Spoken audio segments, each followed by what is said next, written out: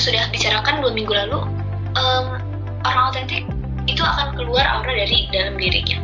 Dia akan secara natural menarik perhatian karena dirinya autentik, karena dia menunjukkan dan memancarkan siapa true self dia dari dalam dirinya.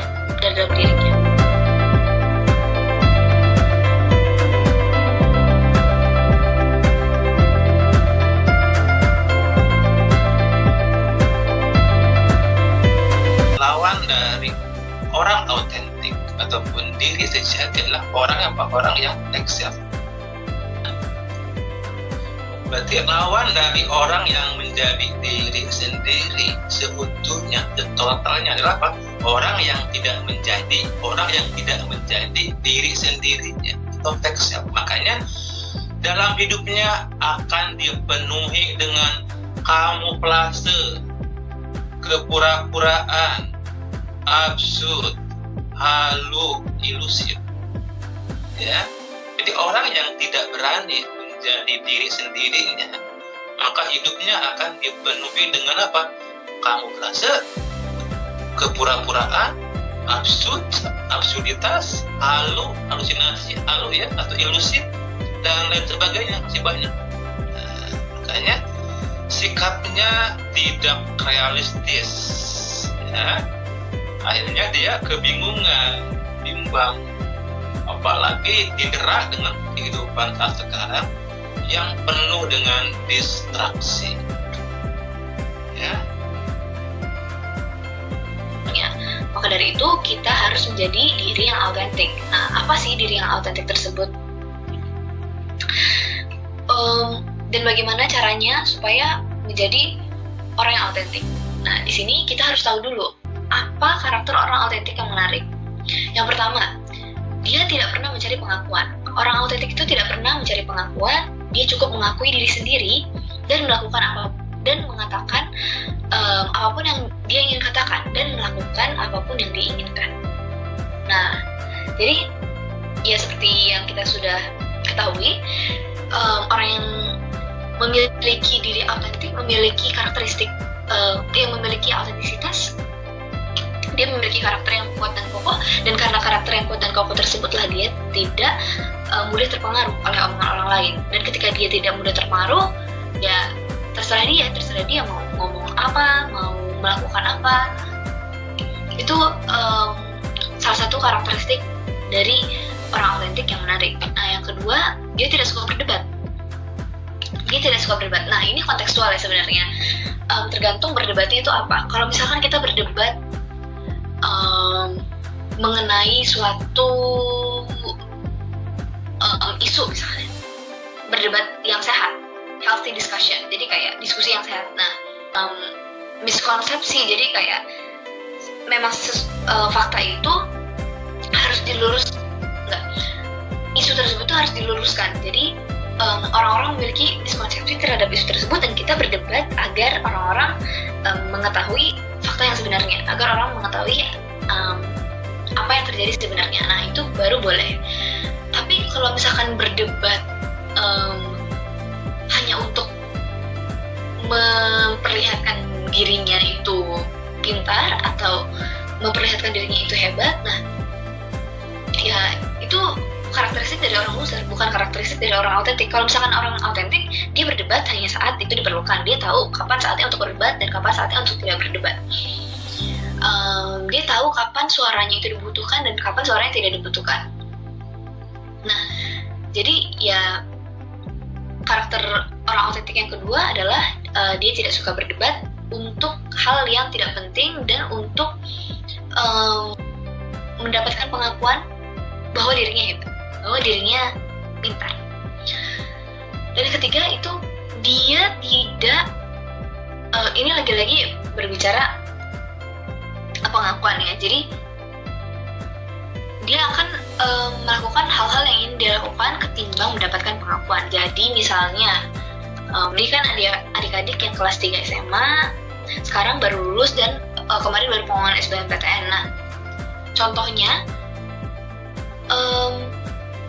ketika kita ingin memilih jurusan, kita akan memilih jurusan yang tidak terlalu terkenal tapi itu yang ingin kita lakukan, yang memang kita sudah tahu kita bisa di situ dan kita suka di situ, atau kita memilih jurusan yang terkenal dan semua orang akan mengatakan bahwa jurusan itu keren, semua orang akan mengatakan kalau misalkan masuk jurusan itu hebat. Nah, mana yang akan kita pilih?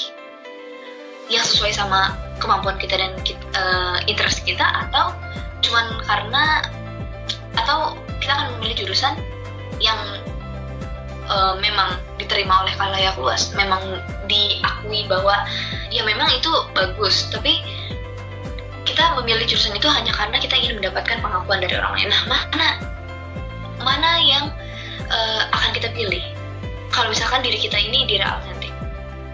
Nah, ya berdasarkan karakteristik orang autentik ini, ya kita akan memilih sesuatu yang ingin kita lakukan, sesuatu yang walaupun orang bakal bilang itu jurusan tidak terkenal, itu jurusan yang ya pantas masuk jurusan itu karena tidak banyak yang minat, ya kalau misalkan kamu memiliki karakter yang kuat dan kokoh, kamu tidak akan terpengaruh oleh komentar-komentar orang lain. Just do what you wanna do, dan in the end semua orang autentik itu akan menarik perhatian. Seperti yang kita sudah bicarakan 2 minggu lalu, orang autentik itu akan keluar aura dari dalam dirinya. Dia akan secara natural menarik perhatian karena dirinya autentik, karena dia menunjukkan dan memancarkan siapa true self dia dari dalam dirinya. Nah, lalu ada juga analogi I don't trust myself. Nah, ini sangat penting sekali karena itu karena kalau misalkan kita tidak mengerti konsep ini, kita akan terus-menerus terjebak dalam pikiran kita, terjebak dalam pemikiran dan pikiran dan miskonsepsi. Nah, pasti ada kan dalam, ya at some point in this life, ya kita pasti merasa tidak percaya diri, merasa doubtful terhadap diri kita. Apalagi ketika kita dihadapkan oleh pilihan-pilihan, apalagi ketika kita sedang menghadapi ujian. Nah, I don't trust myself. Itu kan artinya saya tidak percaya dengan diri saya. Kenapa kamu tidak percaya dengan dirimu? Padahal yang sebenarnya kamu harus tolak dan kamu tidak percaya, yang harus kamu tidak percayai, yaitu pemikiran kamu dan pikiran kamu. Nah, beda kan ketika kita tidak percaya pikiran kita dan kita tidak percaya diri kita. Nah, ketika kita belum menjadi diri sendiri ataupun the self, kita akan menjadi budak pikiran yang ditanamkan oleh orang lain dan lingkungan, dan itu akan menjadi sebuah program mental. Ini kita sudah bicarakan berulang-ulang, ya, program mental di subconscious. Nah, program mental itulah yang harus kita hilangkan, pikiran tersebutlah yang harus kita hilangkan. Kita tidak boleh percaya sama pikiran bahwa kita tidak percaya sama diri kita. Nah, kita nggak boleh menjadi budak oleh pikiran yang ditanamkan oleh orang lain dan lingkungan gitu. Jadi kita harus menghapuskan program mental tersebut. Kita harus menghapuskan mental loser tersebut. Dan kita juga harus aware bahwa ketika kita merasa tidak percaya sama diri kita, itu kita bukan tidak percaya sama diri kita tidak percaya sama pikiran kita. Karena pikiran tersebutlah yang membuat kita menjadi tidak percaya diri, yang membuat kita menjadi ragu, hesitant. Nah, itu sangat penting untuk kita sadari. Jadi ketika kita mulai merasa self-esteem kita rendah, kita merasa doubtful, kita merasa hesitant, kita merasa ragu sama diri kita, harus disadari bahwa itu bukan diri kita, itu pikiran kita, itu pikiran subconscious, itu program mental yang udah dibentuk sama orang lain dan lingkungan. Jadi tugas kita adalah untuk menghapuskannya, dan kalau kita sudah berhasil menghapuskan program mental tersebut, kita sudah berhasil menghapuskan pikiran-pikiran tersebut, ketakutan kita terhadap respon orang lain atau terhadap komentar orang lain, ataupun kita dapat menghapuskan ketakutan kita terhadap social acceptance. Pada saat itulah kita bisa menjadi diri kita yang autentik, kita bisa menjadi true self kita, real self kita, dan